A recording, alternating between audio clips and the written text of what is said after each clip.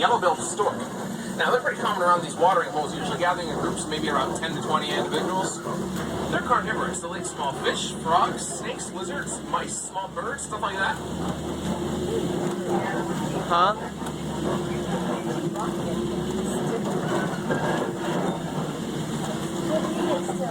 It spills it for me. Get it out.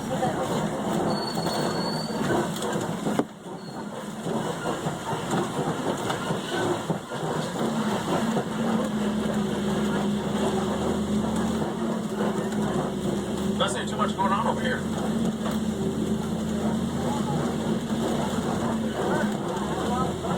Lots of birds. Oh, anyone on board a big fan of hippos? Yeah. Alright. We're going to make our way to the Sabi River next. There's usually home to plenty of hippopotamus.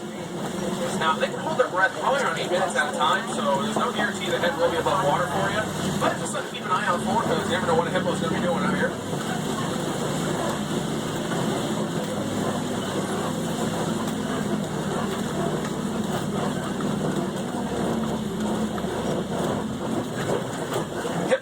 On land as well as in the water. Typically this time of day they're going to hang out in the water to keep nice and cool. That's probably the best place to keep an eye out.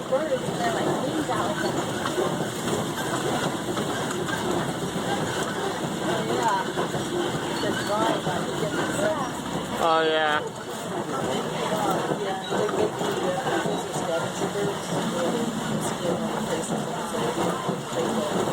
Oh, there's a whole bunch of hippos over here on your left side. I'm going to go a little bit closer to that pod of hippos. Meanwhile, take a look at the group of the birds on the island there, the big white ones. Those are called pink-backed Oh, well, pelicans. there's one right down there. Pink-back in mating season, that's the name comes from. They're colonial. Look how they're In the water. 500 pairs sometimes, really big numbers. Ah, there's the hippos.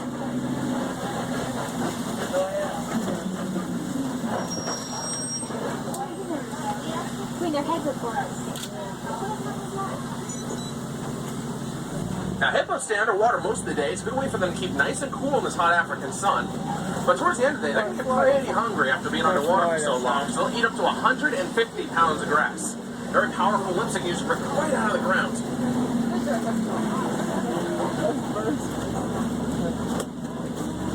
Yeah. Now, if the ominous vultures weren't enough, do remember to stay seated at all times. Oh, there's a hippo down there. That's actually out of the water. While remaining completely seated, take a look to your left and right side. There are some Nile crocodile in that river below you.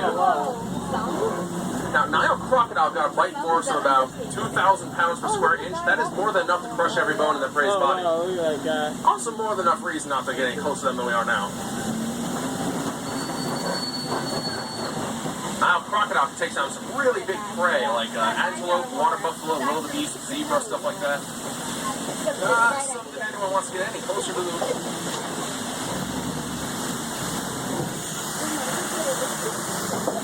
Alright, solid ground again, that feels good. Now we're going to make our way over to the savannah. And the savannah is home to a lot of the more famous animals out here, like giraffe, elephant, lion, cheetah, gazelle, antelope, stuff like that.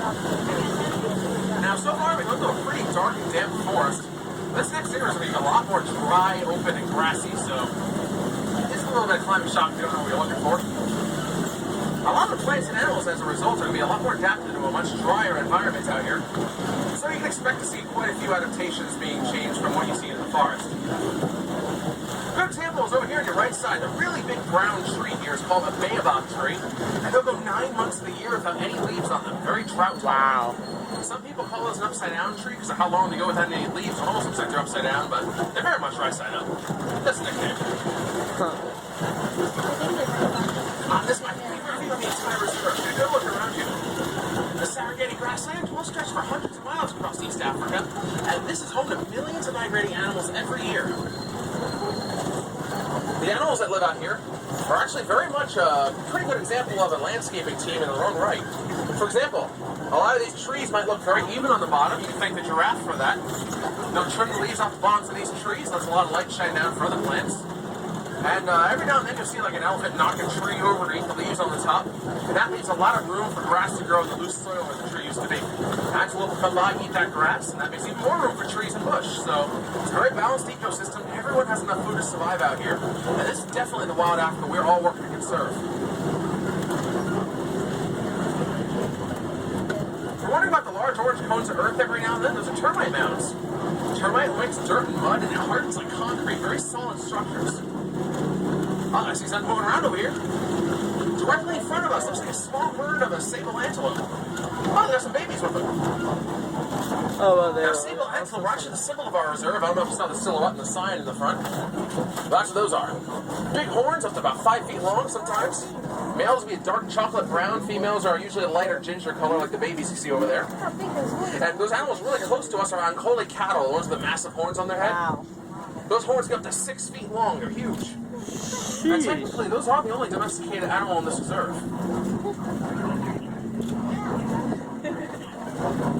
Now, the animal you see on the other side of the grass as we go around the turn here, those are white-bearded wildebeest. White-bearded wildebeest are usually called the gnu here in Africa. That's G-N-U. That's based on the sound they make. It's like they're grunting the word gnu. The Dutch like to call them the wildebeest because, well, it's from the Afrikaans language developed by the Dutch in South Africa. Huh? Wildebeest means wild beast, very similar to how you spell English. I think it's just water or something.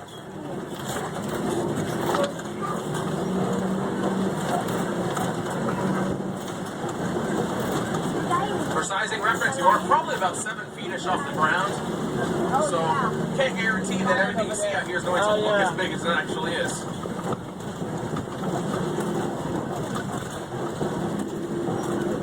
A lion.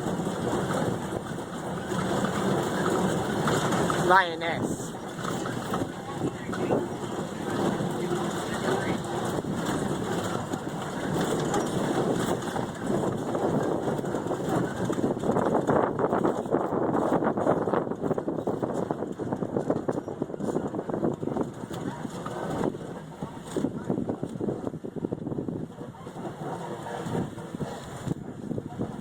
Right around the turn here, a couple giraffe hanging out. Oh, there's a giraffe over there. Oh, there's one eating right there. Now, way up on the hilltop over there, that tan animal you see is called the Patterson's eland. Eland are the tallest of the antelope. Patterson's eland are about 6 feet tall at the shoulder. Well, from the back it looks like. There are 2 different giraffe here. The giraffe you see under the palm trees over there, that's a Maasai giraffe, the very spiky, irregular, blotchy pattern on it.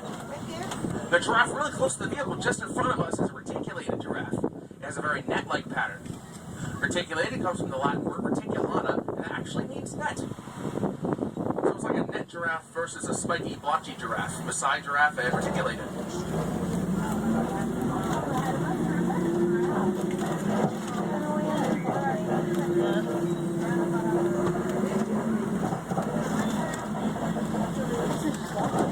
I know.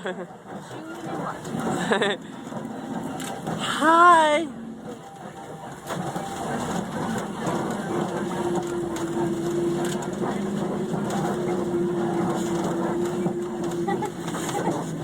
Just staring. A bunch of stairs recording this trip. I know, it looks very animatronic. An Huh? adult male giraffe will usually be about 18 to 20 feet tall. They're definitely the tallest of the animals in the world.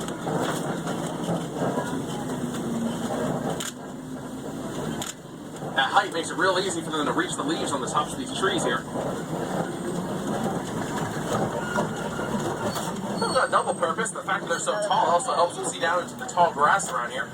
So if there's any lions or cheetah hiding in there, it's kind of a little bit easier to detect them.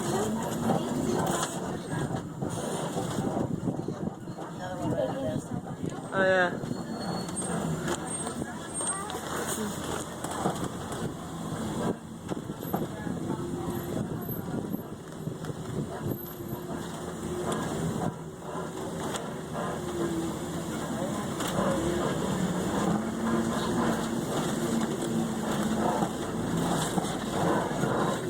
Just barely see the giraffe as you go around the right side of the turn here. And the area directly in front of us is a really big rock here. We use this as a landmark. This is called Monkey Point. you haven't guessed, every now and then we do see some monkeys around here, so just keep an eye out for them.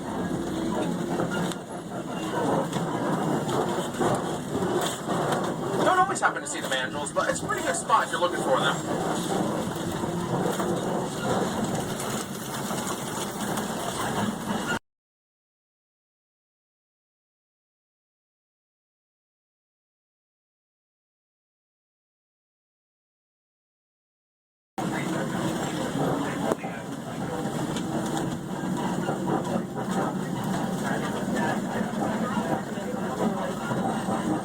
Oh wow.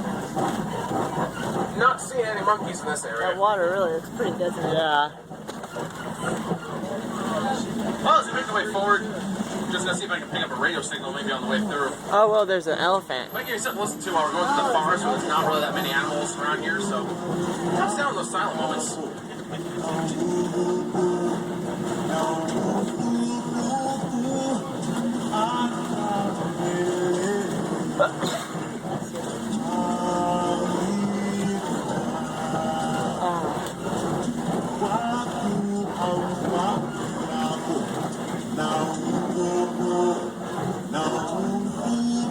Oh, there's an elephant over here on your right side. Take a look just between the rocks as we drive by. Not the most flattering angle, but good time. It might be something up ahead.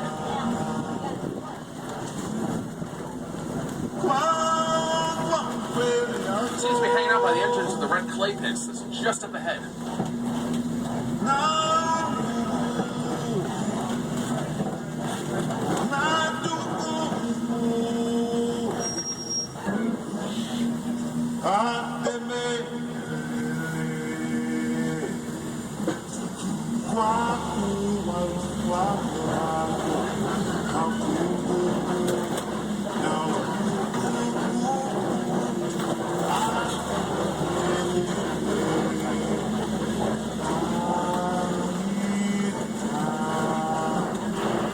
You know, actually, I'm going to cut that radio off for a moment.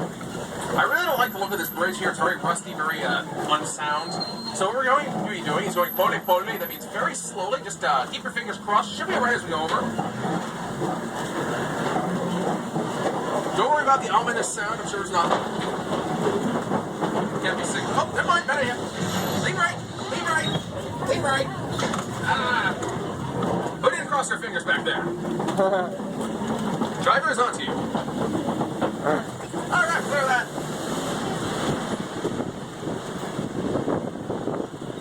Now here is what I was talking about earlier, the red clay pits. A lot of red clay are lining these pits. Not really surprising given the name, but it's a very good sign because a lot of this mud will preserve animal tracks.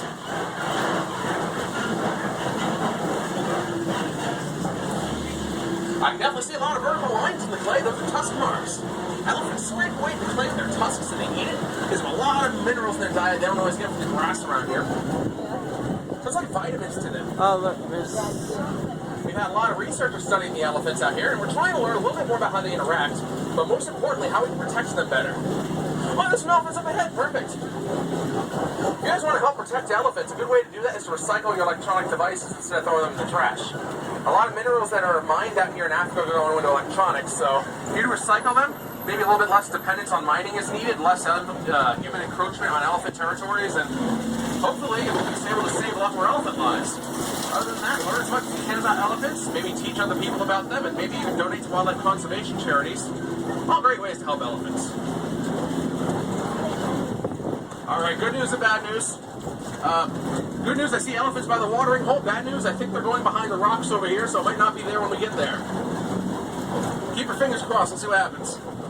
Let me decide.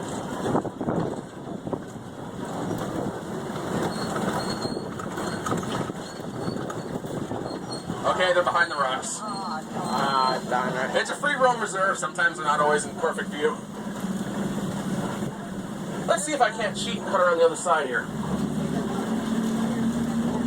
Meanwhile, take a look right over to our left side. There's some greater flamingos. The brightest Oh, wow. pink flamingo. Now, that bright pink color is coming from what they're eating in the water. It's a tiny little crustaceous creature called a brine shrimp. brine shrimp are full of beta-carotene, the pink protein. When flamingo eat enough of that is when they start turning that color. But when flamingo are first born, they're gray. And they do not start turning pink until, like I said, later on in life due to what they're eating. Alright, you guys take a look out. It's very sharp left. You'll just there they barely are. make out the elephants behind the rock there. But Both male and female elephants have tusks on them, but unfortunately, it also makes them prime targets for poachers.